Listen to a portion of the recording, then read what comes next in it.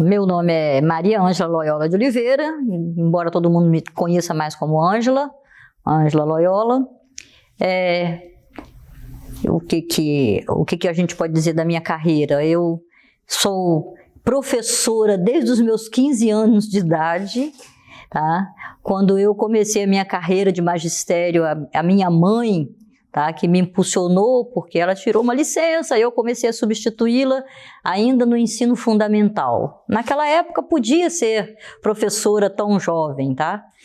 Com contrato e tudo. Depois eu fui fazer cursinho, fiz o curso normal, fui fazer cursinho, passei no vestibular. Fomos 120 selecionados no nosso vestibular de engenharia da UFES, sendo que no segundo ano, no terceiro ano, todo mundo escolhia qual a modalidade de engenharia, que era mecânica, elétrica e civil, só tinha essas três. Eu fui a única mulher a escolher mecânica.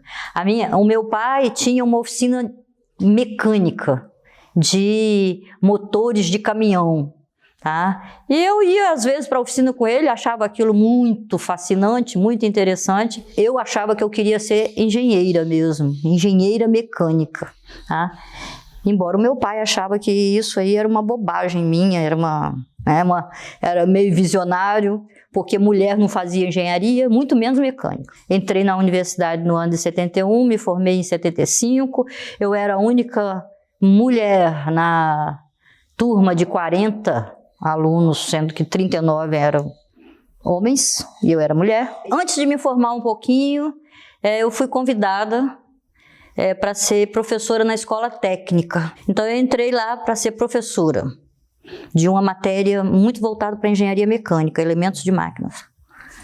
E aí eu entrei um ano antes de me formar, eu estava no 5º ano, e depois que eu me formei, eu entrei na Planave, acho que vocês nem nunca ouviram falar, né? Planave era uma empresa de engenharia que trabalhava no Porto de Vitória. Eu continuava trabalhando na escola técnica, porque eu era ser funcionária pública até hoje, mas naquela época também era importante. Eu já era funcionária pública na escola técnica, quando eu me formei. E eu tinha aquele emprego garantido. Era de professora, mas na área de engenharia. E logo depois me ofereceram um cargo de professor auxiliar, professor substituto na UFES. Então eu larguei a Planave para continuar minha carreira de magistério na UFES. Aí eu fiquei, durante 5 anos, eu trabalhava meio expediente nos dois. A coisa de engenharia, da área de pesquisa, que a gente precisa ter na UFES para poder atualizar conhecimento e tudo mais, eu fui tomando gosto pela coisa de ensinar, mas também por uma área específica, de materiais, de fabricação, de componentes, né? Então eu fiz o doutorado nesta área, uma área que se chama mecânica da fratura, uma área muito estranha a muita gente, tá? E que depende muito de matemática, era uma coisa que eu sempre gostei. Nós criamos um mestrado em engenharia mecânica no meu departamento, né? Criamos o primeiro mestrado de engenharia mecânica do estado e foi o da UFES. Na verdade, na UFES teve um mestrado em engenharia elétrica antes, tá? Depois o de mecânica. Eu e meu marido, junto com uns outros colegas da UFES, nós resolvemos fundar a UCL. Foi no ano de 2000 que nós iniciamos a UCL. Tinha um projeto aí a várias mãos, tá? E eu e meu marido, a partir do ano 2000, nós nos dedicamos integralmente. Ele se aposentou da Vale, eu me aposentei da UFES, e nós nos dedicamos integralmente à UCL. No meu tempo, era muito raro uma aluna de engenharia. A gente encontrava muita mulher na pedagogia sempre, né, no centro pedagógico, tá? Até na medicina era muito mais do que na engenharia, na minha época. Agora a coisa mudou completamente. O perfil hoje, vejo algumas turmas que eu vejo igual ou até uma superioridade de engenharia. Na minha área não, tá? Mas na área de civil, na área de arquitetura. Na área de arquitetura eu posso dizer que é maior o número de mulheres, tá? Hoje nós temos turmas que têm 80% de mulheres. Mas na área de engenharia continua sendo meio a meio, menos na mecânica, menos na computação, mas tem muita mulher. Eu fico muito satisfeita de olhar, abrir uma sala de aula aí e vejo uma quantidade de mulher muito grande.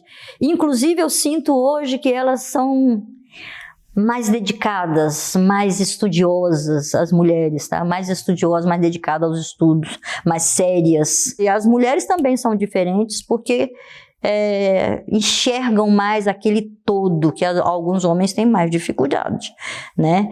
E chegam a um nível de detalhe que alguns homens não conseguem chegar. Às vezes, dificuldades de relacionamento, de enxergar aquela pessoa, o potencial, saber que aquela pessoa tem defeitos, né? E tem potenciais, enxergar esses potenciais é uma característica mais feminina. Não chegou ainda a um estado de equilíbrio, tá?